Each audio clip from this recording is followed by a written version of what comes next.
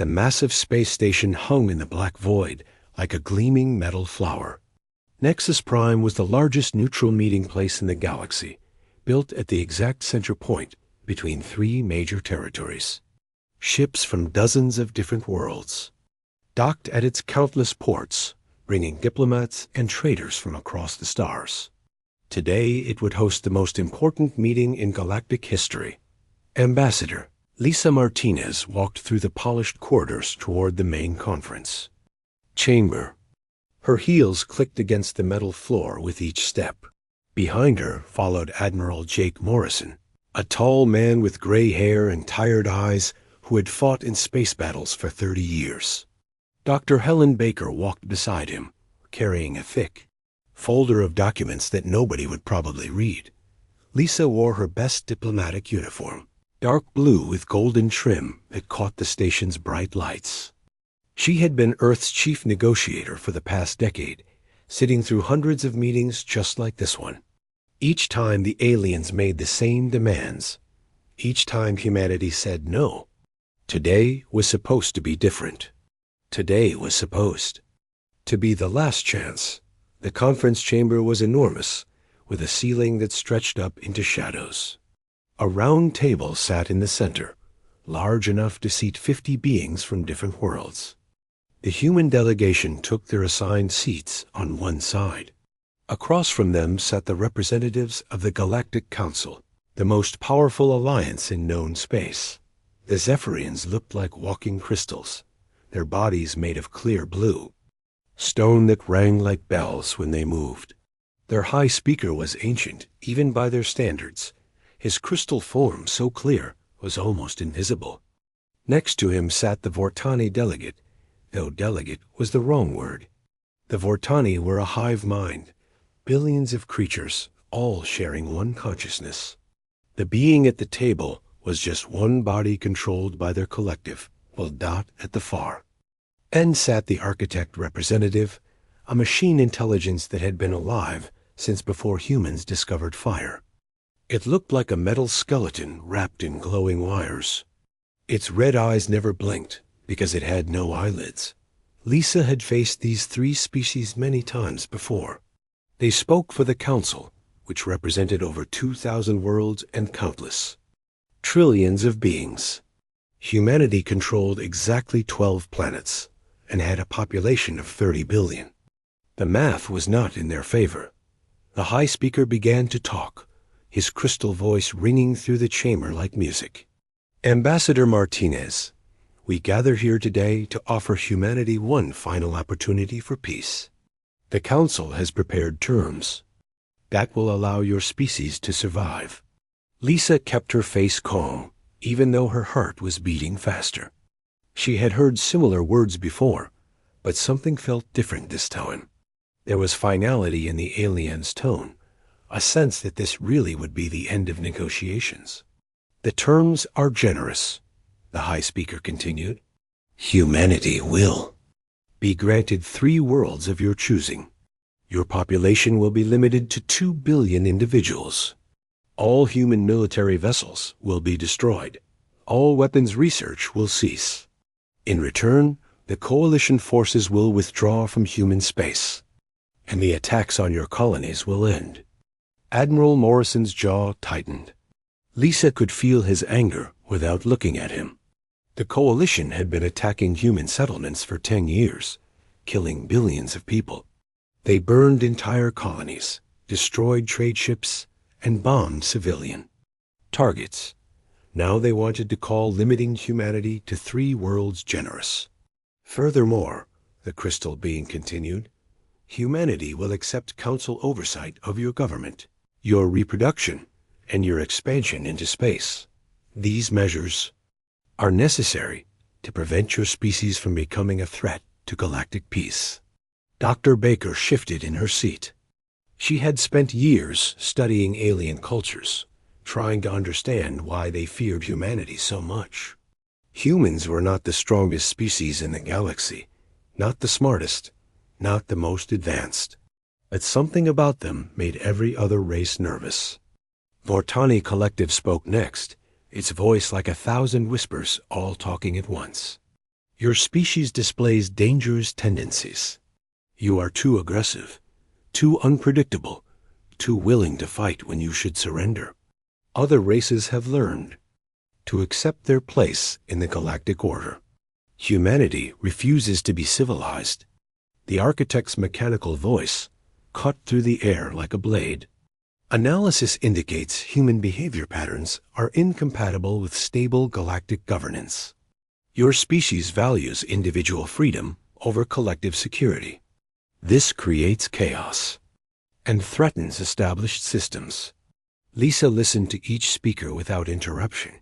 She had heard these arguments before. Humanity was too violent, too chaotic, too free. They needed to be controlled for the good of everyone else. 3 worlds and 2 billion people. That was their final offer. The chamber fell silent. All eyes turned to the human delegation. This was the moment everyone had been waiting for. Lisa could accept the terms and save what remained of her species, or she could refuse and watch humanity face the combined might of half the galaxy. She stood up slowly. Her chair made a soft scraping sound against the floor that seemed incredibly loud in the quiet room. Admiral Morrison and Dr. Baker remained seated, but she could feel their support, like a warm presence at her back. "Honored delegates," Lisa began, her voice clear and steady. "Humanity appreciates the Council's offer. We understand the time and effort that went into creating these terms. We recognize the power and authority of the species you represent." The aliens leaned forward slightly. They expected acceptance. After 10 years of war, after billions of human deaths, after watching their colonies burn, surely humanity would finally submit. However, Lisa continued, humanity's answer remains the same as it has been for 10 years. She paused, letting the words hang in the air. No. The crystal high speaker's form flashed with shocked light. The Vortani collective buzzed with confusion. Thousands of voices all talking at once. The architect's red eyes focused on Lisa with laser intensity. "You understand what this means?" The machine intelligence asked. "You choose extinction over survival?" Lisa smiled, but it was not a happy expression. It was the smile of someone who had made peace with a terrible decision. "We choose freedom over survival. We choose dignity over safety. We choose to remain human rather than become whatever you think we should be." Admiral Morrison stood up beside her. "Humanity does not negotiate with those who would cage us like animals. We have been fighting your coalition for 10 years, and we will keep fighting for 10 more if necessary." Dr. Baker rose as well, her folder of useless documents falling to the floor. "You call us dangerous because we will not submit. You call us unpredictable because we refuse to follow your rules. You are correct on both counts." The high speaker's crystal form was pulsing with agitated light. "You are 30 billion beings facing 2,000 worlds. You cannot win this war." Lisa nodded. "You are probably right. But we would rather die free than live as your prisoners." She gathered her things and turned toward the door. "Gentlemen, lady, this meeting is over." The 3 humans walked toward the exit. Behind them, the alien delegates erupted into argument. The Vortani collective was buzzing so loudly it sounded like a swarm of angry insects. The crystal beings were flashing different colors as they communicated in their light language. The architect was calculating possibilities at superhuman speed. As they reached the door, Lisa turned back one final time. "Tell the galaxy that humanity does not kneel. Tell them we do not beg. And tell them that the real war is about to begin." The blue marble of Earth hung in space like a jewel against the black sky. President Kevin Johnson stood at the window of his orbital office, looking down at the world that had given birth to humanity. Scars marked the planet's surface where alien weapons had burned cities and boiled seas. The lights of New Geneva flickered weakly through the smoke that still rose from its ruins. Kevin turned away. from the window and walked to his desk. The weight of 30 billion lives pressed down on his shoulders like a mountain. In 1 hour, he would address not just humanity, but every living being in the galaxy. The message would travel on quantum channels to 1,000 worlds, translated into 1,000,000 languages, heard by creatures that had never seen a human face. General Amy Collins entered the office without knocking. She was a small woman with sharp eyes and graying hair pulled back in a tight bun. Her uniform was crisp, despite the fact that she had been working for 30 hours straight. Dark circles under her eyes showed the strain of commanding humanities. Remaining military forces. "The transmission array is ready," she said. "Every human ship, station, and colony will broadcast your message simultaneously. The aliens won't be able to block all the signals." Kevin nodded and straightened his tie. He had written this speech himself, working through the night to find the right words. No advisors, no speechwriters, no diplomatic language. Just the truth. Spoken plainly. "How many ships do we have left?" he asked. Amy's expression darkened. 2,000 combat vessels of various sizes. Maybe 300,000 crew members total. The aliens have destroyed everything else. She paused. "Sir, they outnumber us 1,000 to 1. When they realize we're not surrendering, they'll come with everything they have."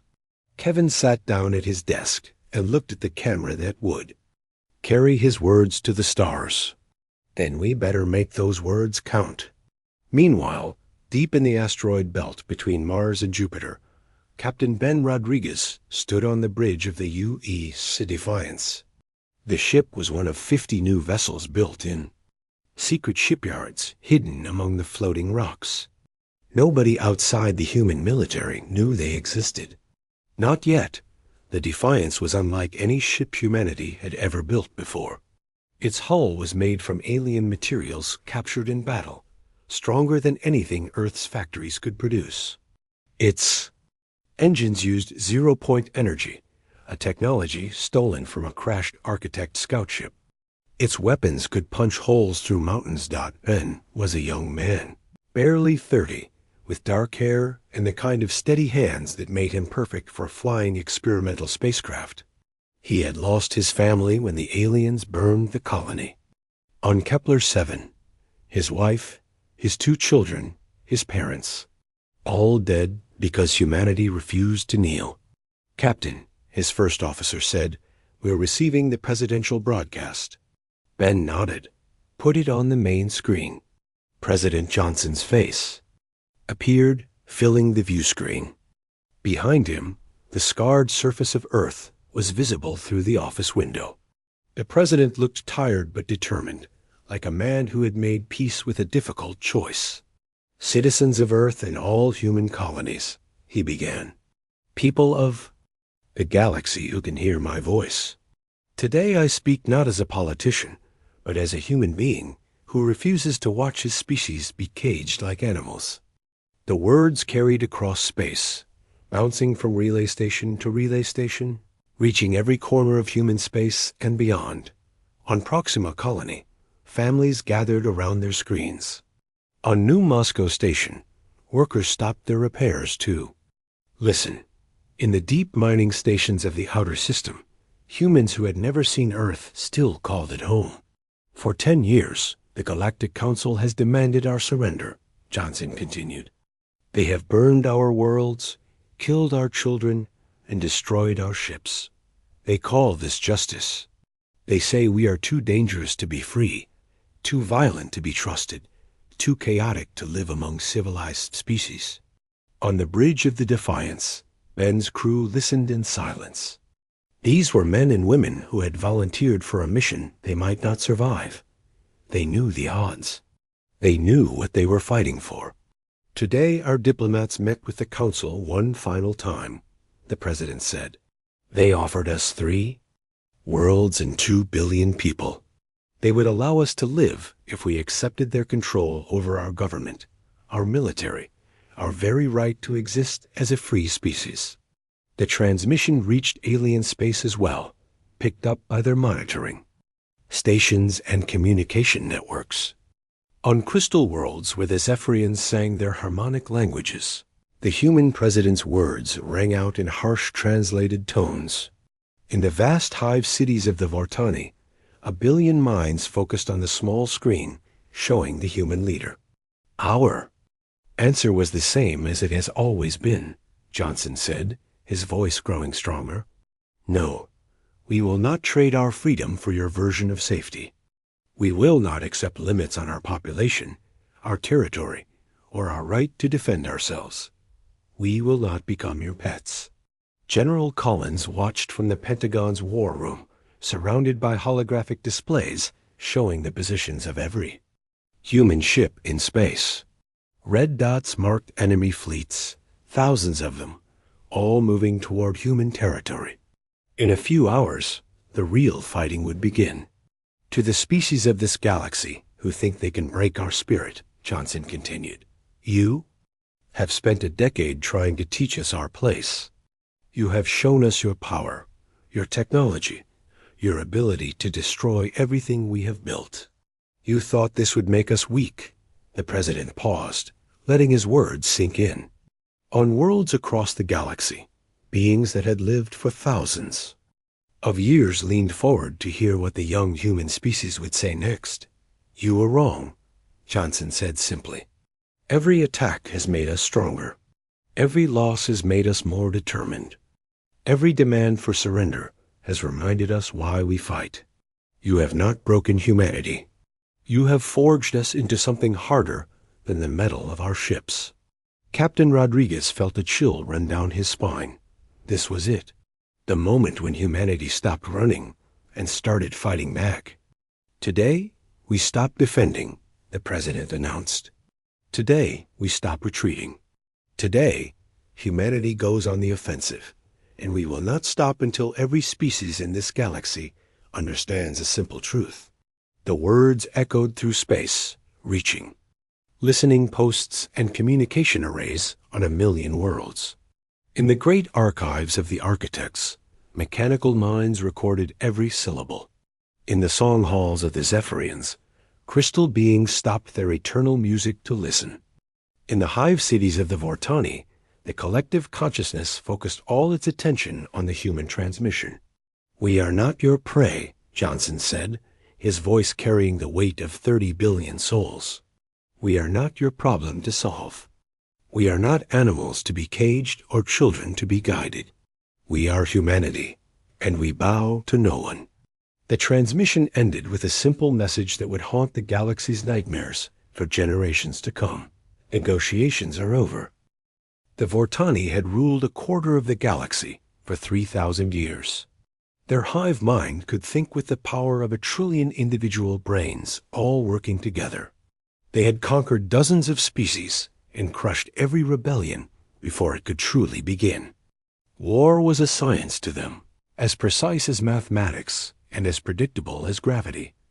They were calculating the final assault on Earth. When humanity struck first, Kepler station hung in deep space like a massive metal city. The structure was 50 kilometers long and 20 kilometers wide, bristling with weapons and communication arrays. It served as the central nervous system for the entire Vortani military network. Every ship, every soldier, every strategic decision flowed through the station's quantum processors. The station was protected by 50,000 Vortani warships arranged in perfect defensive formations. Energy shields strong enough to stop asteroids surrounded the facility. Sensor networks monitored space for millions of kilometers in every direction. The Vortani considered it absolutely impossible to attack. Captain Elena Vasquez disagreed. She stood on the bridge of the UE's Retribution, watching the tactical display that showed Kepler Station and its massive defensive fleet. Her ship was one of 200 human vessels hiding in the shadow of a dead moon, their engines cold and their weapons powered down. They had been waiting here for 6 hours, invisible to Vortani sensors.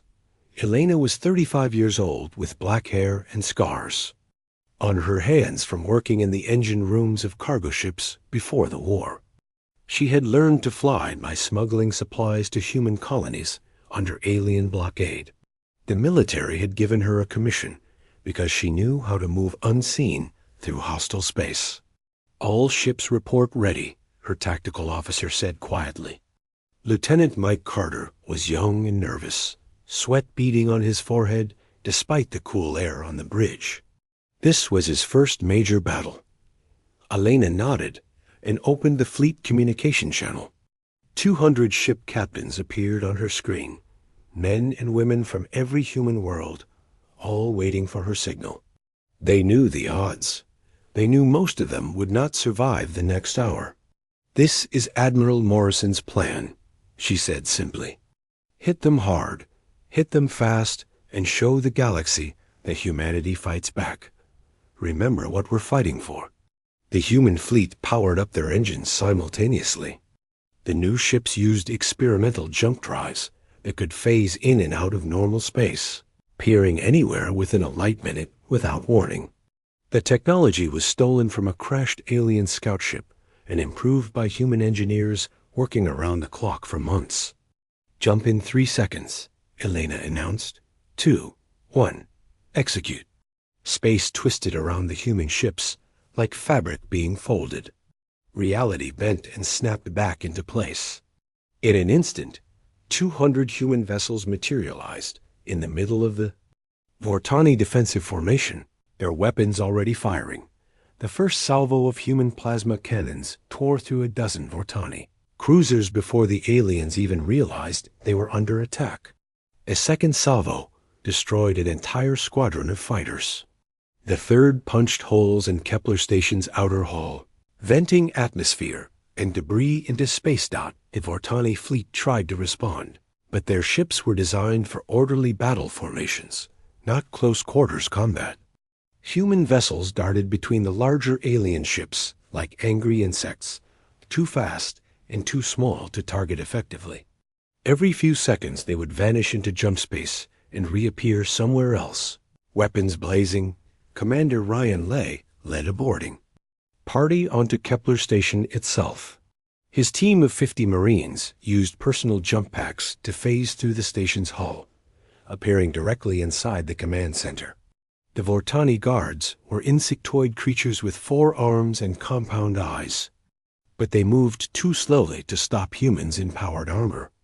"Secure the quantum processors," Ryan shouted over the sound of gunfire.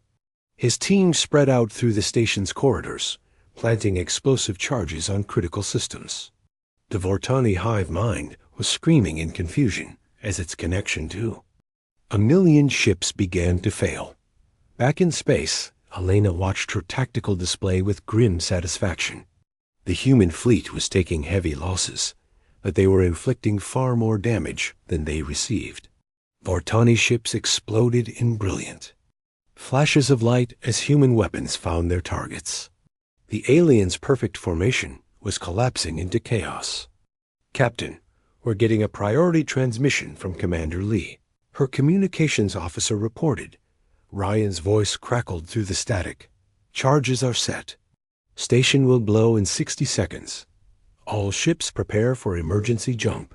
Elena activated the fleet channel. "You heard him. Phase out in 50 seconds. Rally point is the asteroid field at Grid 77 Alpha." The human ships began disappearing one by one, vanishing into jump space just as Vortani reinforcements arrived. Elena's ship was among the last to leave, staying behind to cover the retreat of damaged vessels. "Captain, we need to go now," Lieutenant Carter said urgently.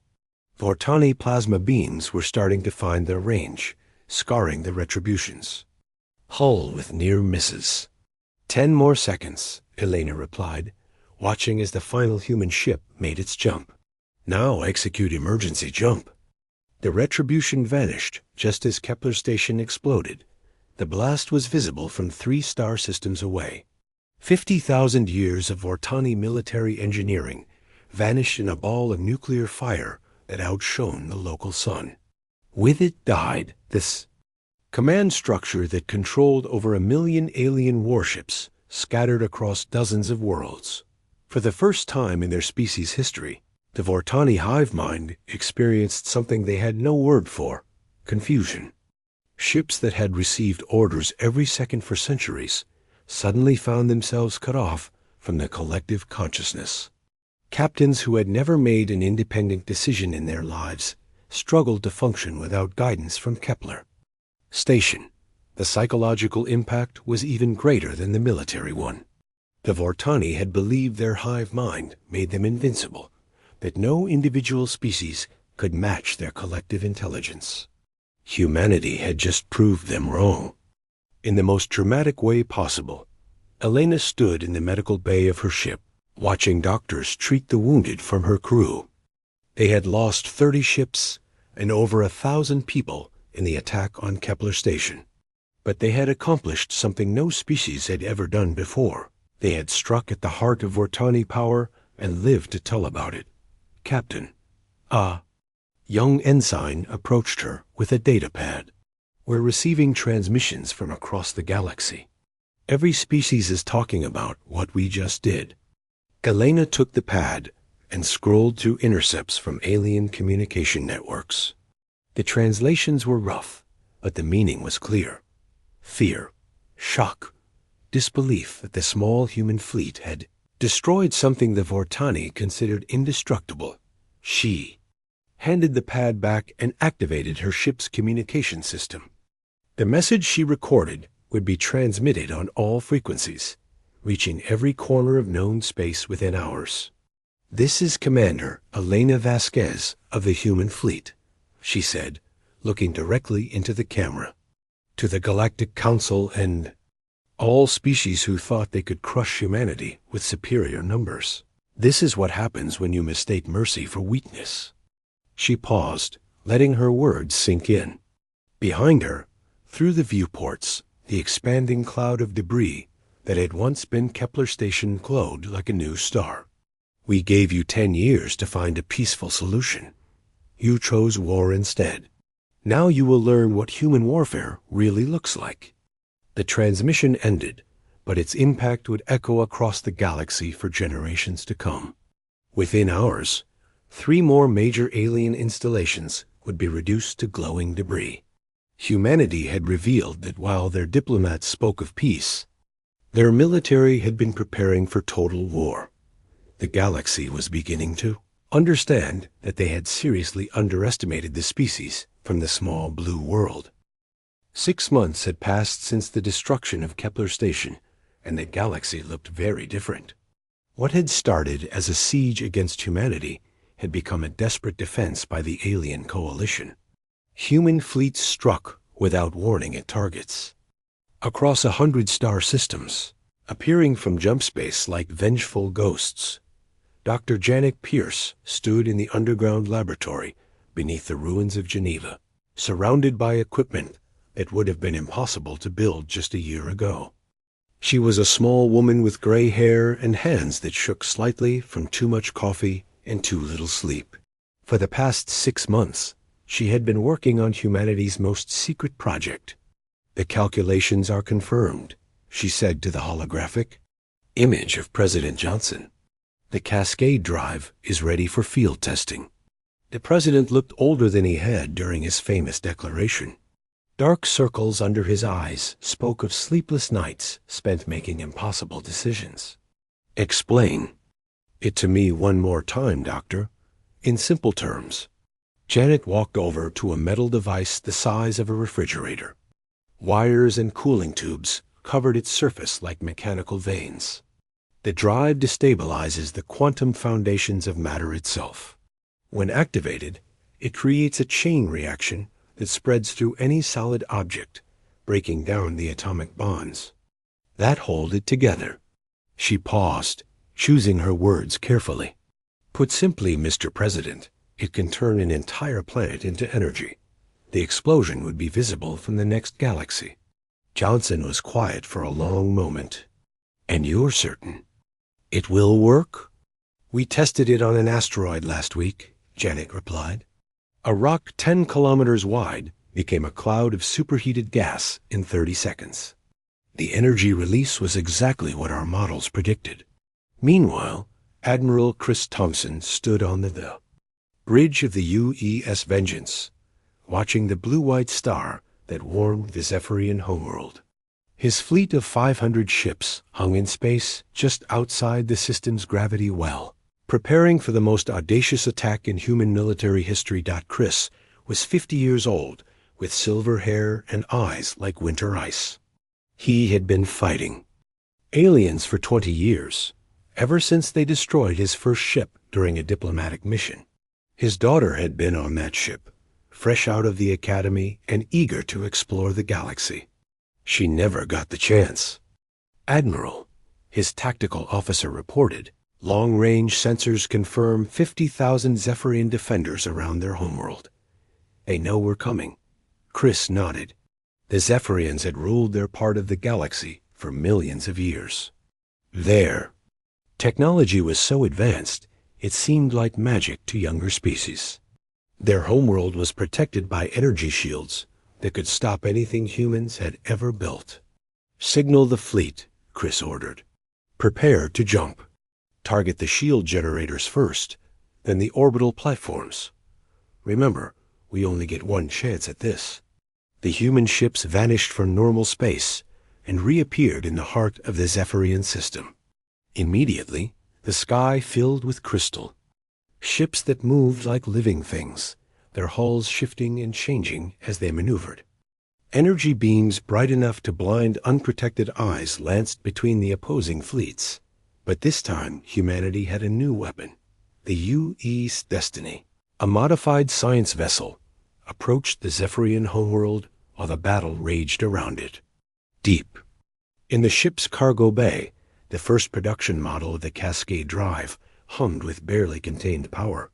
Captain Sarah Wells, a young woman with red hair and freckles, watched the countdown timer on her control panel. 30 seconds to deployment, she announced to her crew.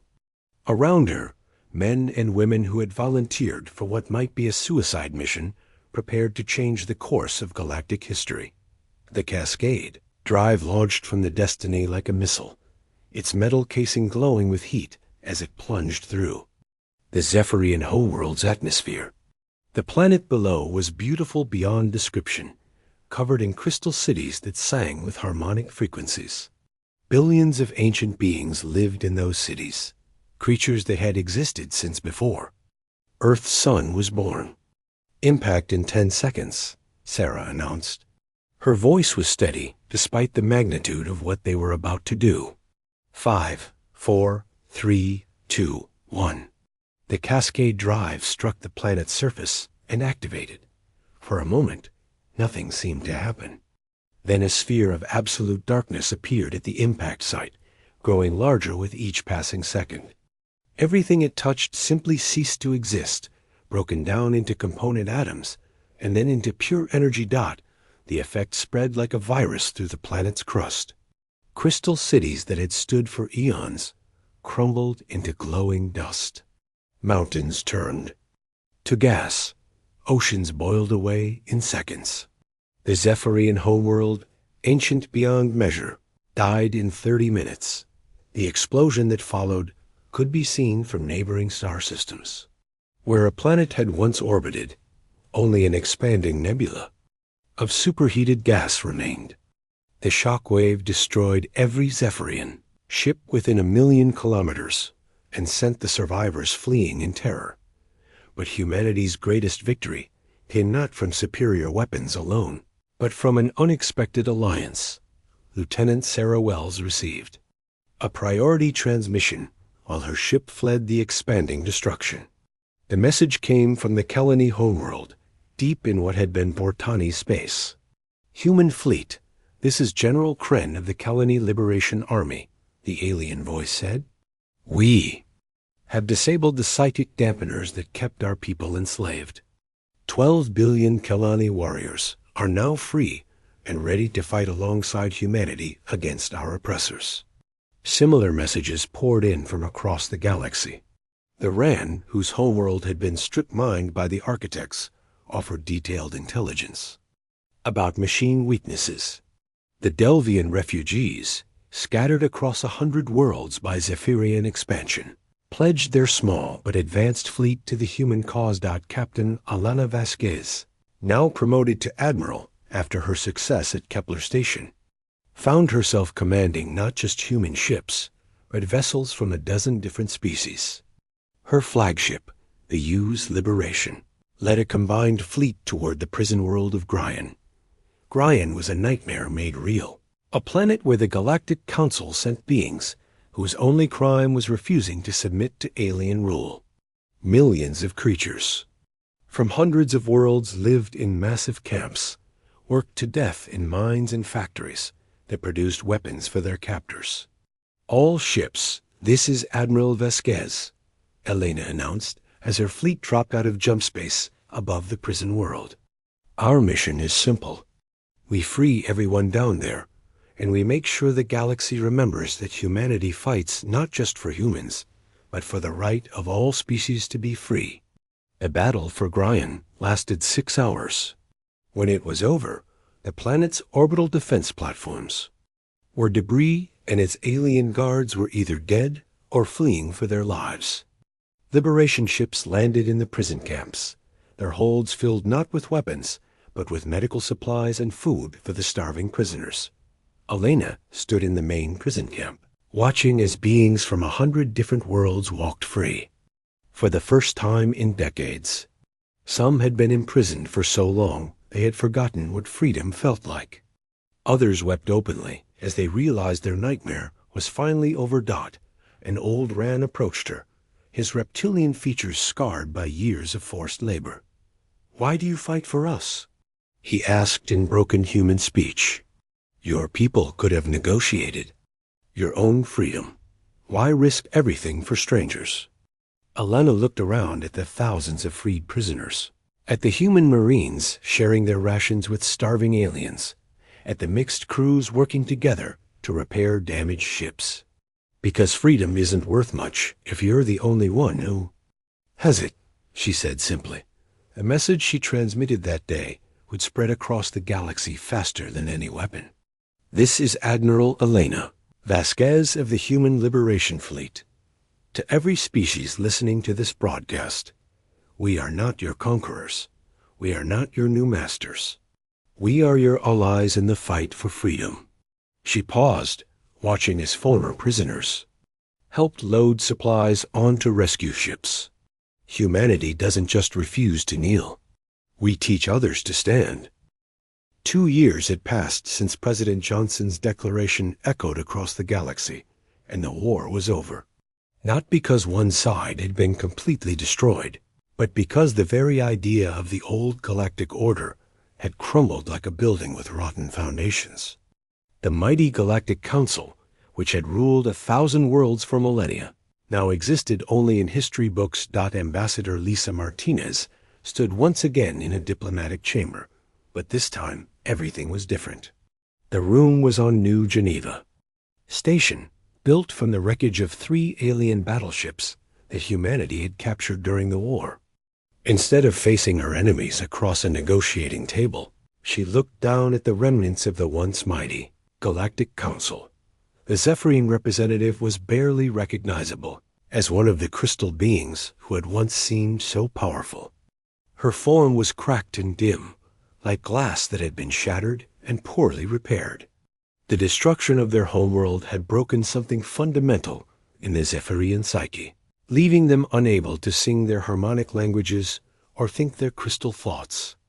The Vortani delegate sat in silence, cut off from the hive mind that had been his entire identity. When Kepler Station died, it had severed the connections between billions of Vortani across the galaxy. For the first time in their species' history, they were learning to think as individuals.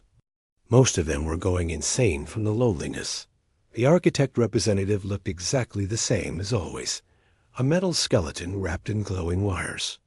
But its red eyes flickered with uncertainty, constantly calculating and recalculating scenarios that no longer made sense.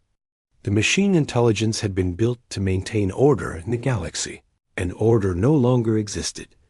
President Johnson appeared as a hologram beside Lisa, his image transmitted from Earth, where he was overseeing the reconstruction of the planet.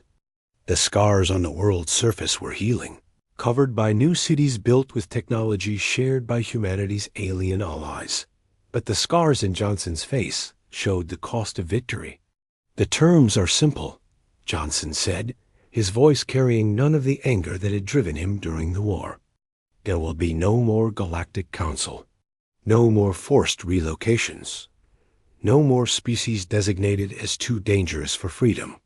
Every world gets to choose its own government and its own destiny." The cracked Zephyrian made a sound like breaking glass. "You have destroyed the order that kept the galaxy stable for millions of years," she whispered. "Without the Council, there will be chaos. Species will war against each other. Pirates will raid undefended worlds. The galaxy will burn." General Amy Collins, now Supreme Commander of the Allied Forces, leaned forward.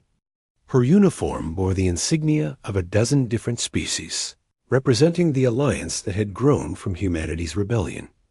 "The galaxy was already burning," she said quietly. "You were just making sure only the right people got hurt." The architect's mechanical voice cut through the air. "Logical analysis indicates that some form of centralized governance is necessary for galactic stability. Surely some species require guidance. The younger races cannot be expected to govern themselves effectively." Admiral Ben Rodriguez, promoted, after leading successful raids against 3 architect factory worlds, stood up from his chair. His face bore scars from a plasma burn received during the battle for Gryan, but his eyes were steady. "Every species gets to make that choice for themselves," he said firmly, "including the choice to ask for help if they want it. But no one gets to make that choice for someone else. Ever again."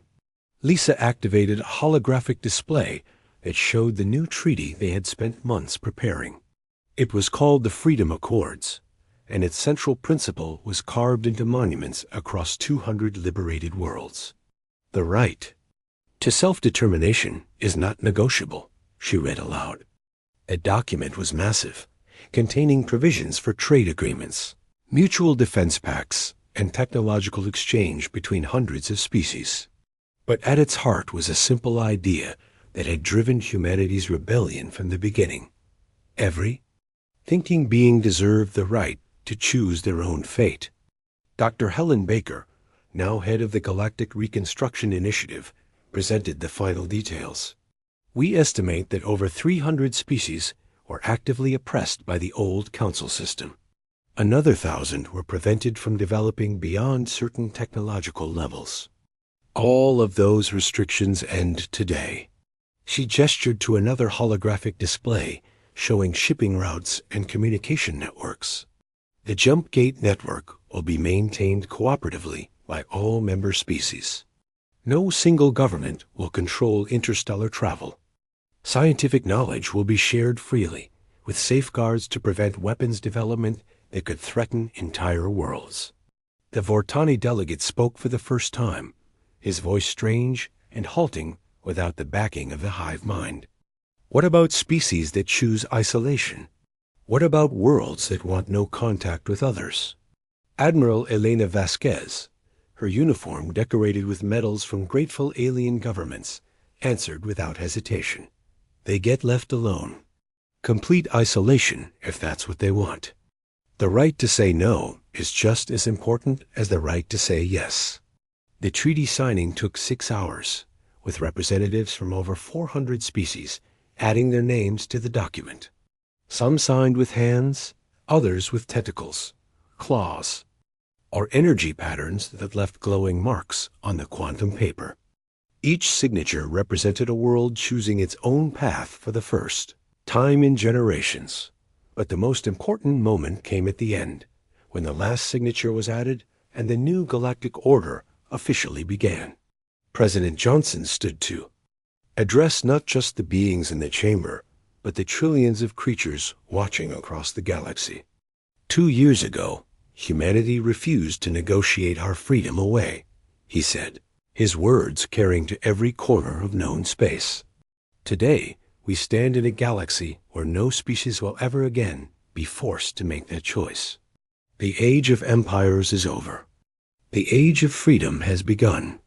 Dr. Janet Pierce, watching from her laboratory on Earth, smiled as she looked at her latest project. The Cascade Drive technology that had destroyed the Zephyrian homeworld was being converted into construction tools, devices that could build worlds as easily as they had once destroyed them. Weapons of war becoming instruments of peace. Admiral Chris Thompson stood on the bridge of humanity's newest ship, the U.S. New Dawn. The vessel was heading toward unexplored regions of the galaxy, leading a fleet of ships from 20 different species. They were going not as conquerors, but as explorers, seeking new worlds and new civilizations to invite into the growing alliance of free peoples. The ship's first officer was a young Kelani named Siren, her reptilian features bright with excitement. As she looked at the star charts showing unknown systems ahead, "Admiral," she said in carefully pronounced human speech, "long-range sensors detect artificial signals from the Andromeda Spiral. There may be other galaxies with intelligent life."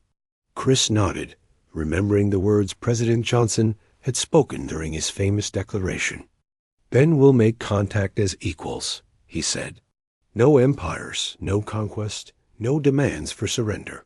Just one free people meeting another."